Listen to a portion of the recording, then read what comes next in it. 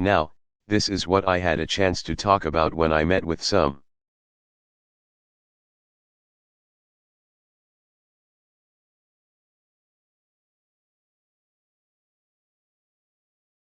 young men from Hyde Park Academy who were participating in this B.A.M.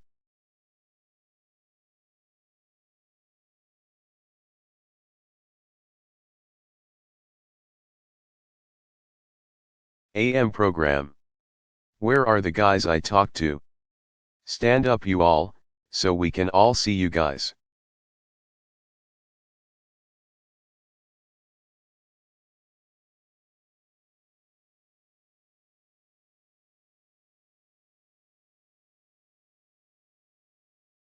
So these are all some exceptional young men, and I couldn't be prouder of them.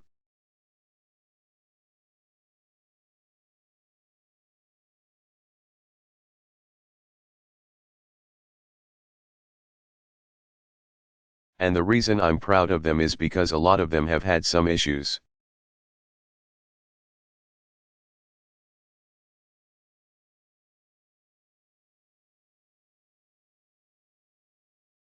That's part of the reason why you guys are in the program.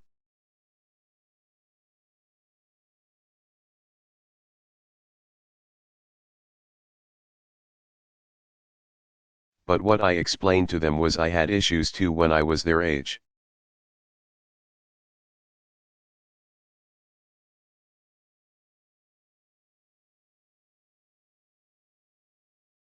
I just had an environment that was a little more forgiving.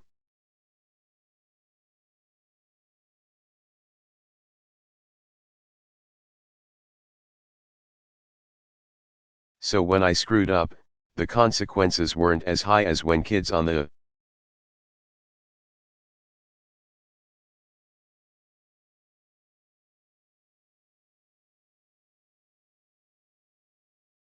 South Side screw up.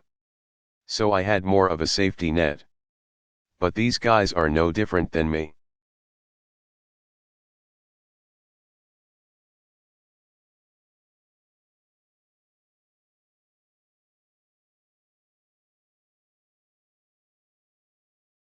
And we had that conversation about what does it take to change.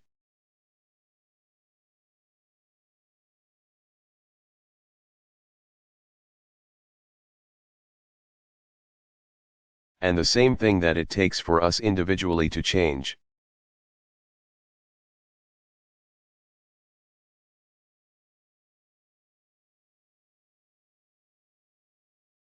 I said to them, well, that's what it takes for communities to change.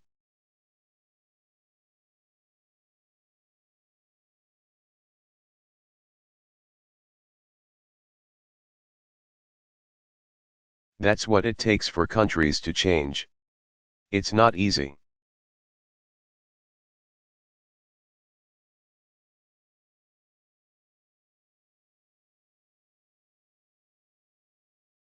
But it does require us, first of all, having a vision about where we want to be.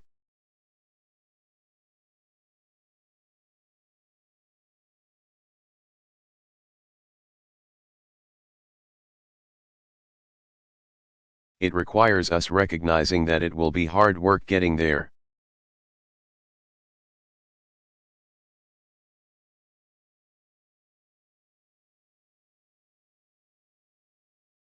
It requires us being able to overcome and persevere in the face of roadblocks and disappointments and failures.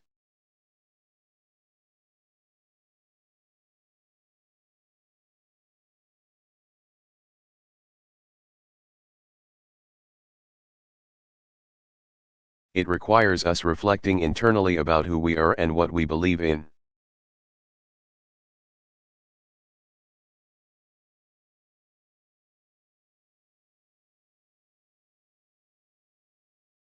And facing up to our own fears and insecurities, and admitting when we're wrong.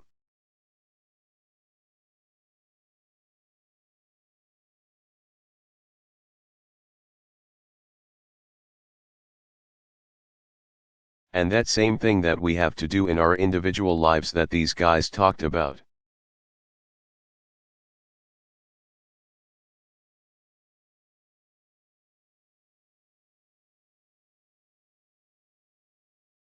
That's what we have to do for our communities.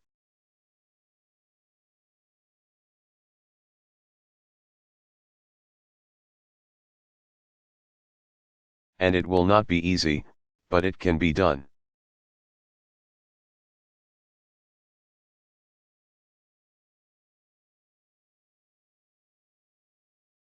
When Hattie Pendleton and her classmates visited Washington 3 weeks ago,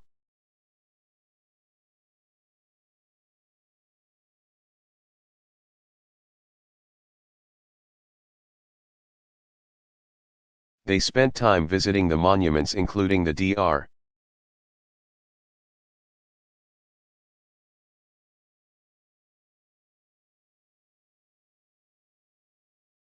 Martin Luther King, Jr. Memorial just off the National Mall.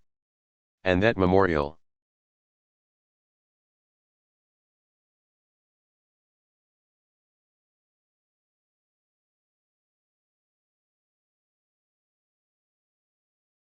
stands as a tribute to everything Dr. King achieved in his lifetime.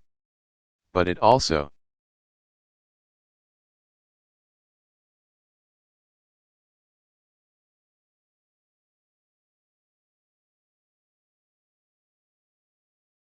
reminds us of how hard that work was and how many disappointments he experienced.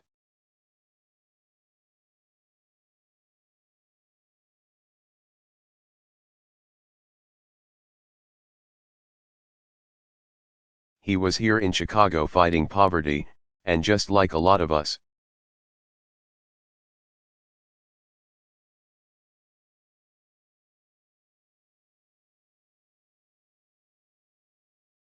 There were times where he felt like he was losing hope.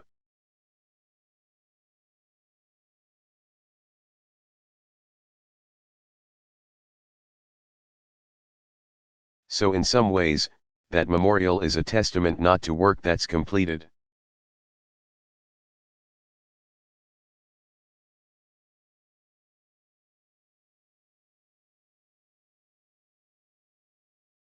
but it's a testament to the work that remains unfinished.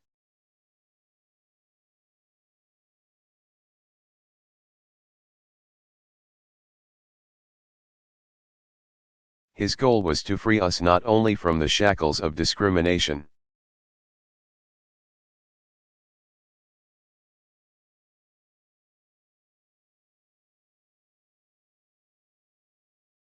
but from the shadow of poverty that haunts too many of our communities, the self-destructive impulses.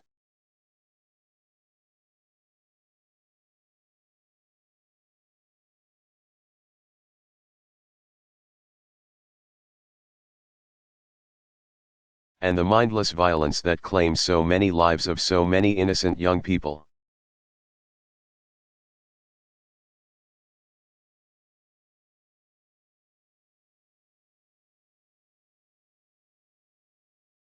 These are difficult challenges.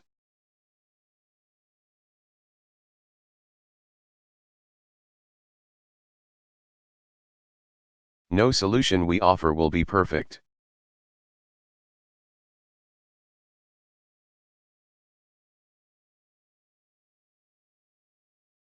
But perfection has never been our goal.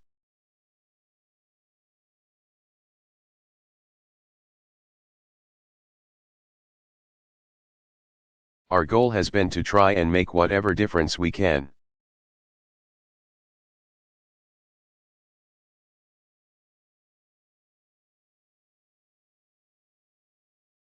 Our goal has been to engage in the hard but necessary work of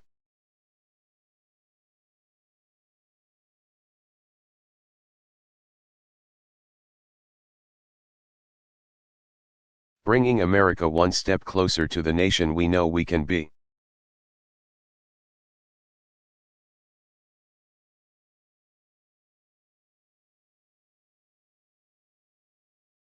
If we do that, if we're striving with every fiber of our being to strengthen our middle class,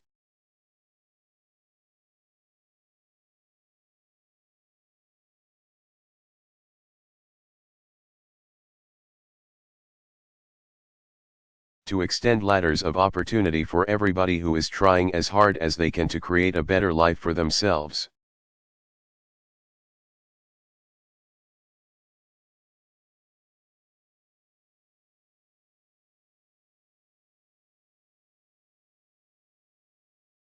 if we do everything in our power to keep our children safe from harm.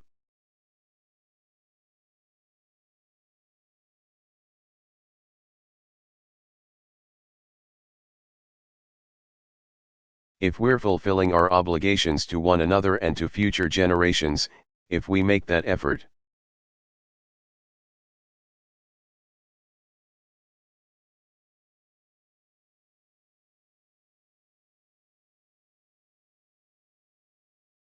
Then I'm confident that we will write the next great chapter in our American story.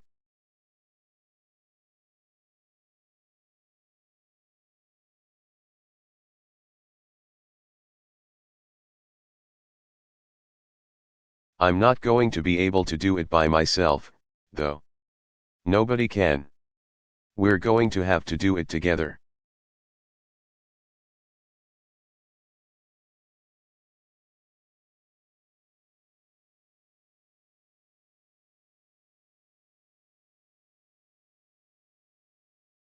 Thank you, everybody.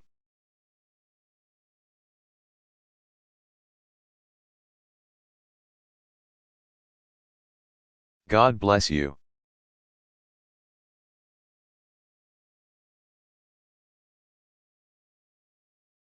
God bless the United States of America.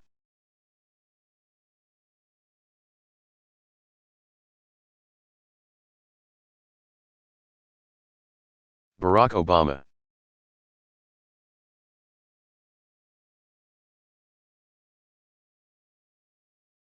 On American diplomacy in Middle East and Northern Africa.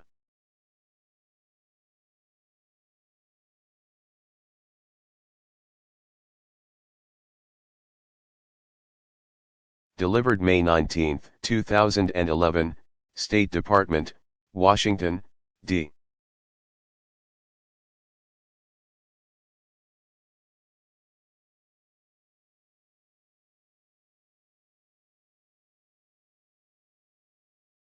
C.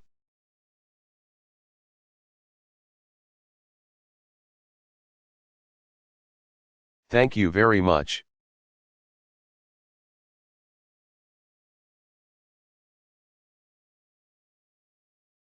Thank you. Please, have a seat.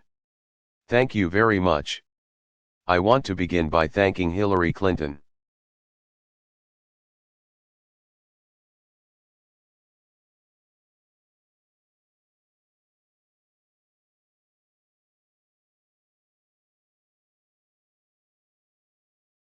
Who has traveled so much these last 6 months that she is approaching a new landmark: 1 million frequent flyer miles.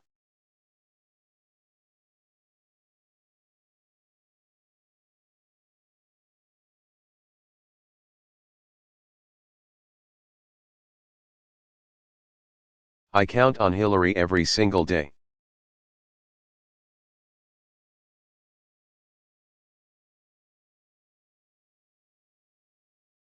And I believe that she will go down as one of the finest secretaries of state in our nation's history.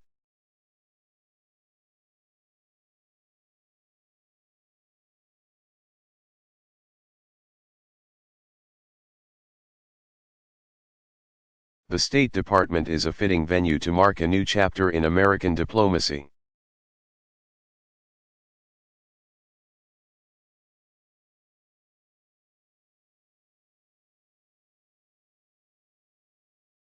For 6 months, we have witnessed an extraordinary change taking place in the Middle East and North Africa.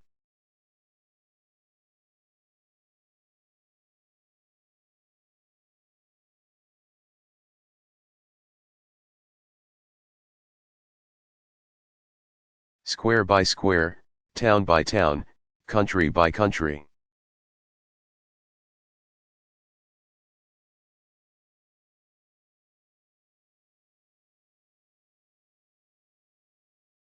The people have risen up to demand their basic human rights. 2 leaders have stepped aside. More may follow. And though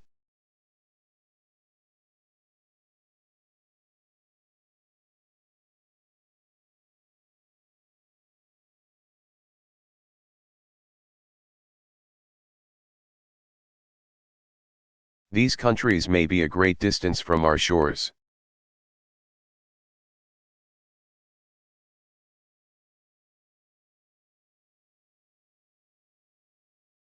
We know that our own future is bound to this region by the forces of economics and security, by history, and by faith.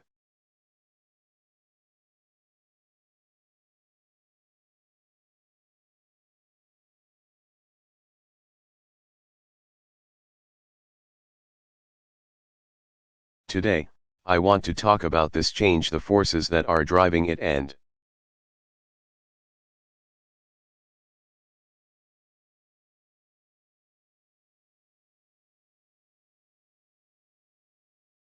how we can respond in a way that advances our values and strengthens our security.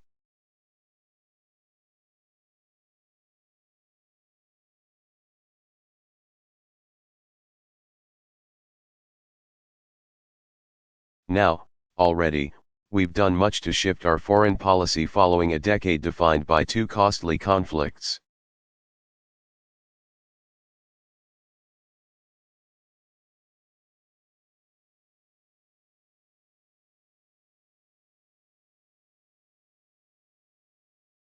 After years of war in Iraq, we've removed 100,000 American troops and ended our combat mission there.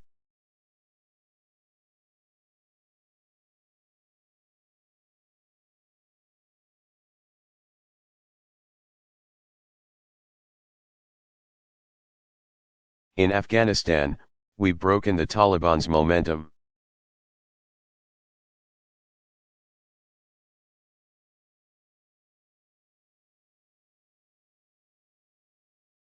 And this July we will begin to bring our troops home and continue a transition to Afghan lead.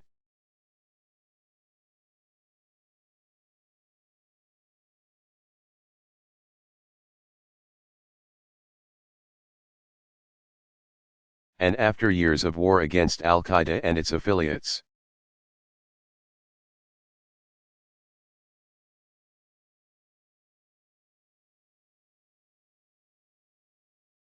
we have dealt Al-Qaeda a huge blow by killing its leader, Osama bin Laden.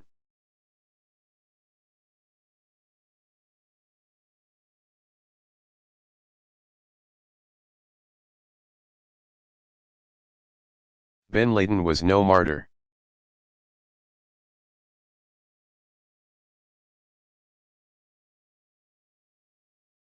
He was a mass murderer who offered a message of hate and insistence that Muslims had to take up arms against the West.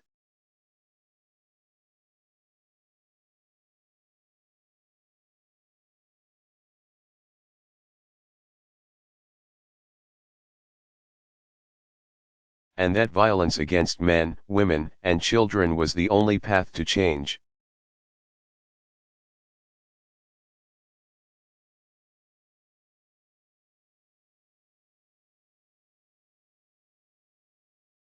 He rejected democracy and individual rights for Muslims in favor of violent extremism.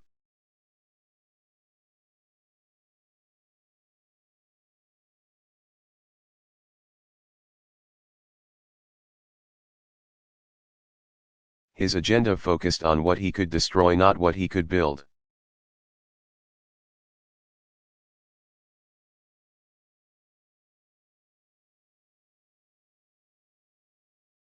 Bin Laden and his murderous vision won some adherents.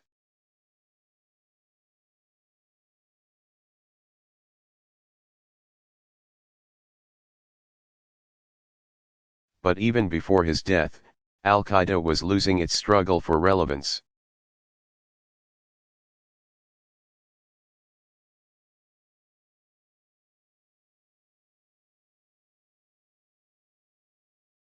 As the overwhelming majority of people saw that the slaughter of innocents did not answer their cries for a better life.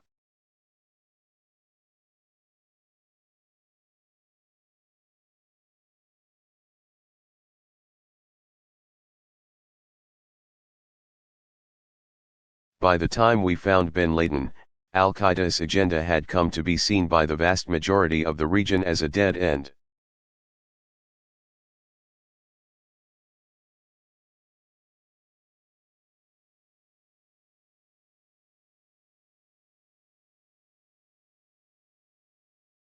and the people of the Middle East and North Africa had taken their future into their own hands.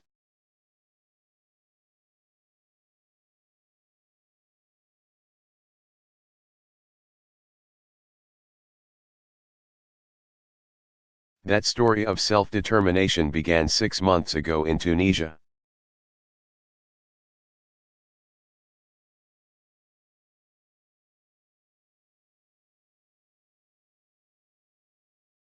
On December 17, a young vendor named Mohamed Bouazizi was devastated when a police officer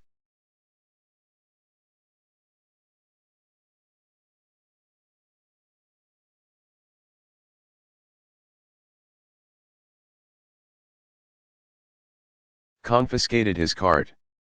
This was not unique. It's the same kind of humiliation that takes place every day in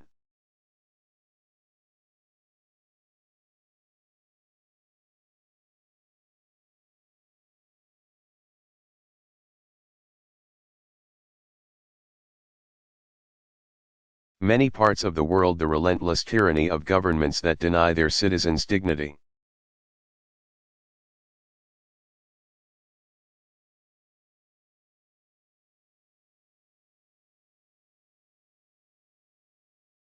Only this time, something different happened.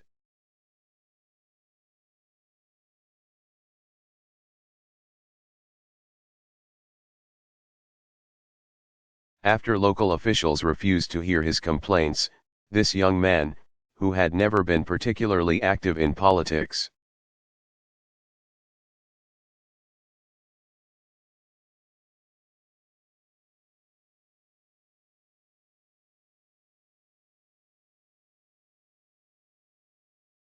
went to the headquarters of the provincial government, doused himself in fuel, and lit himself on fire.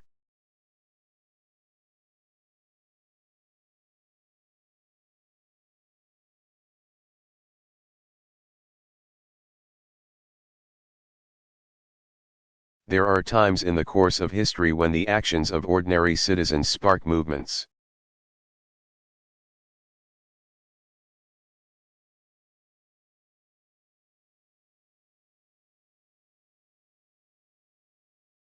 For change, because they speak to a longing for freedom that has been building up for years.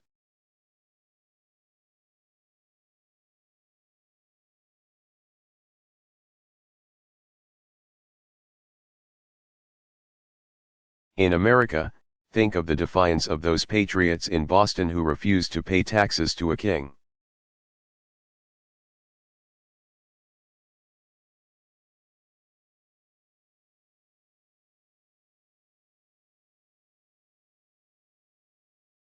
Or the dignity of Rosa Parks as she sat courageously in her seat.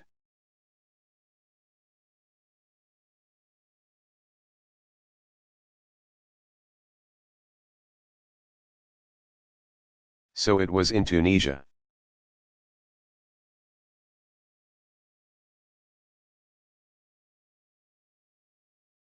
As that vendor's act of desperation tapped into the frustration felt throughout the country.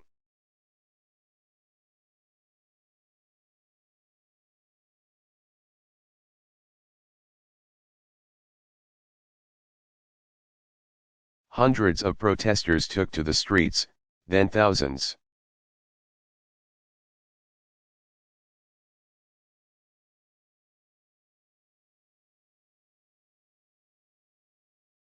And in the face of batons and sometimes bullets, they refused to go home day after day.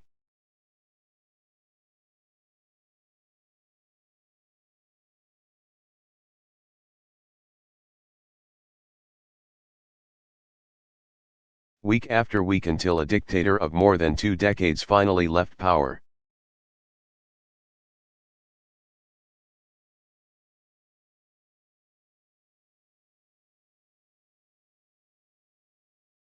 The story of this revolution, and the ones that followed, should not have come as a surprise.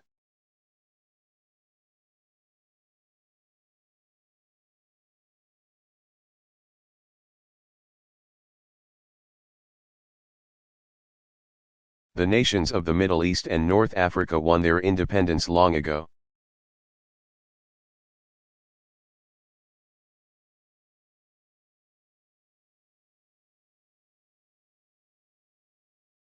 but in too many places their people did not.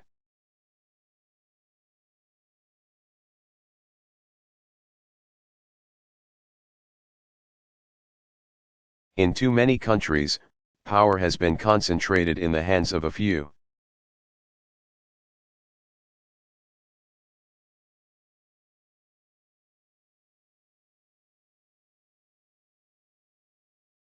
In too many countries, a citizen like that young vendor had nowhere to turn, no honest judiciary to hear his case.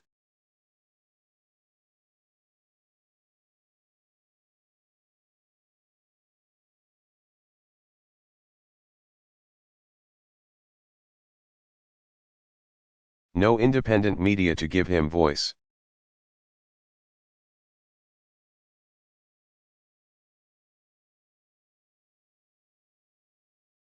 No credible political party to represent his views, no free and fair election where he could choose his leader.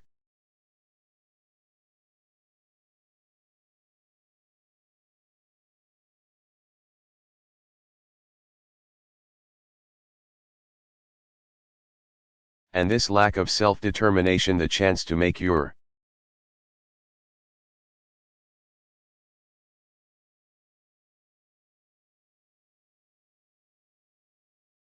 life what you will has applied to the region's economy as well.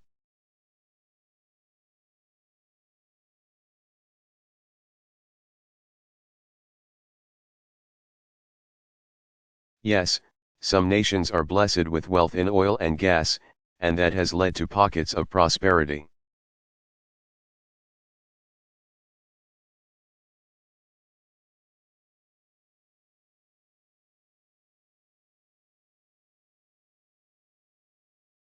But in a global economy based on knowledge, based on innovation,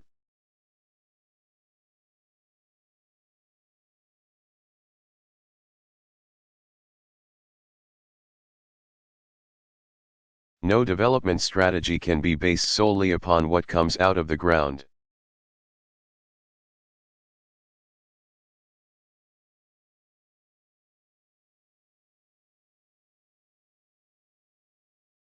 Nor can people reach their potential when you cannot start a business without paying a bribe.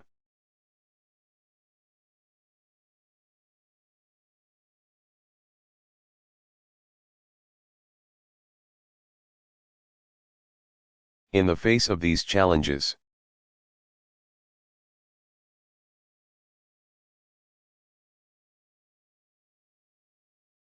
too many leaders in the region tried to direct their people's grievances elsewhere.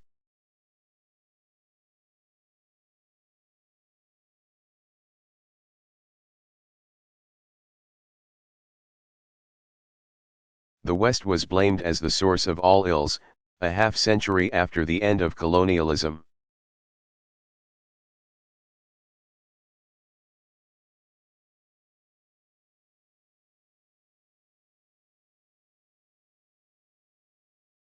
Antagonism toward Israel became the only acceptable outlet for political expression.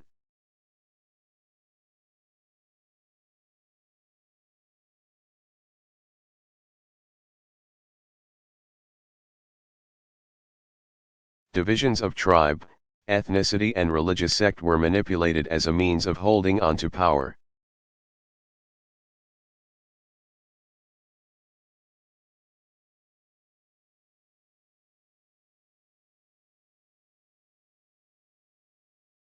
Or taking it away from somebody else.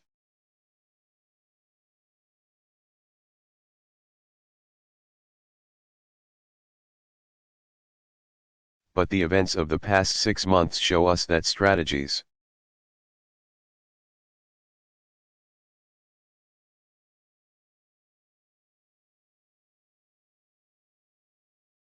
of repression and strategies of diversion will not work anymore.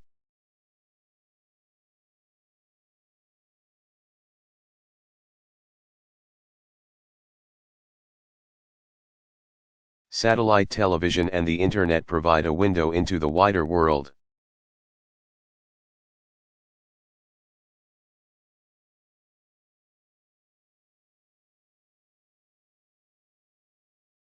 A world of astonishing progress in places like India and Indonesia and Brazil.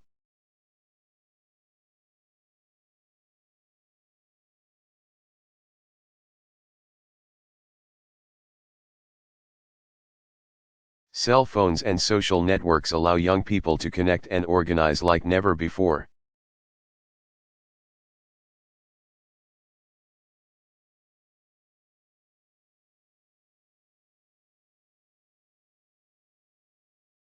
And so a new generation has emerged. And their voices tell us that change cannot be denied.